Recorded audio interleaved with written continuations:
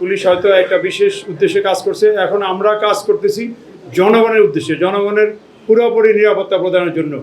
সম্প্রতি গত কয়েক সপ্তাহ আগে বছিলা এলাকায় বছিলা পুলিশ লাইন্সে একটি বড় ধরনের পুলিশ ক্যাম্প চালু করা হয়েছে গত প্রায় আড়াই সপ্তাহ আগে, এবং এই ক্যাম্পে ৬৬ জন এপিবিএন সহ ১০০-র উপরে পুলিশ কাজ করতেছে।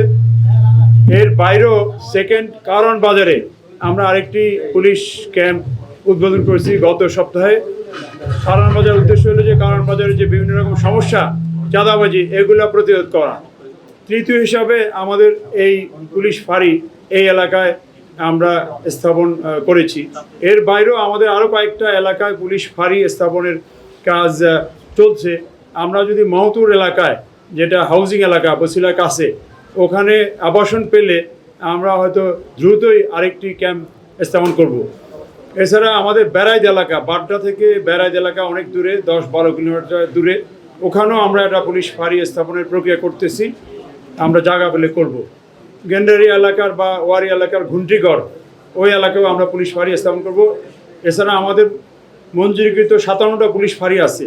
এই ফাঁড়িগুলো আমরা বিভিন্নভাবে রিঅ্যারেঞ্জ করে যেখানে যেখানে ক্রাইম অ্যাফেক্টেড, যেখানে জনসংখ্যা বেড়েছে, যেখানে প্রয়োজন, সেখানে আমরা নিয়ে যাচ্ছি। এই নিয়ে যাওয়ার কাজও চলতেছে, এই অংশ হিসাবেই খিলক্ষেত পুলিশ ফাঁড়ি।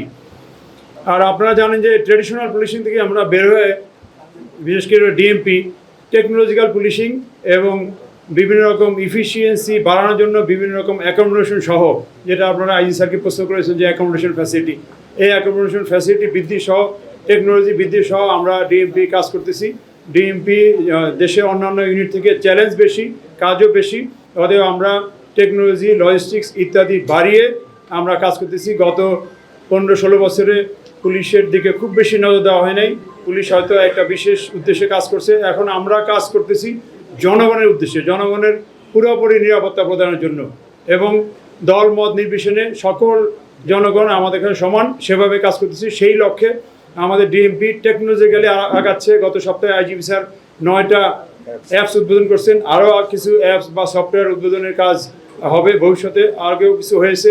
আমাদের ডিএমপিতে বলে রাখি যে আমরা ইতিমধ্যেই গত কয়েক মাসে প্রায় ৮,০০০ পুলিশ সদস্যের নতুন আবাসনের ব্যবস্থা পুলিশ হেডকোয়ার্টারের মাধ্যমে আমাদের বিভিন্নভাবে করা হয়েছে।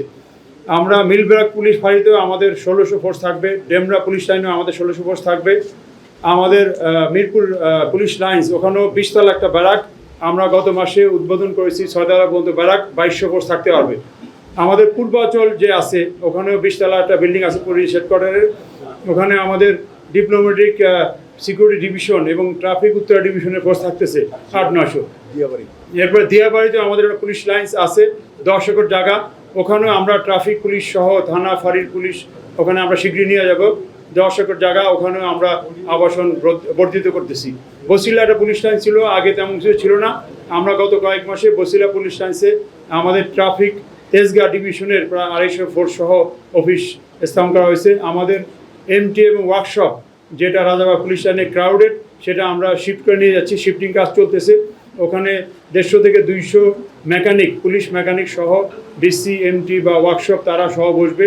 আমাদের ডিএমপির একটা মোটর ড্রাইভিং ট্রেনিং স্কুল আছে, এইটাও গত বছর বছিলায় উদ্বোধন হয়েছে, ওটার কাজ চলতেছে।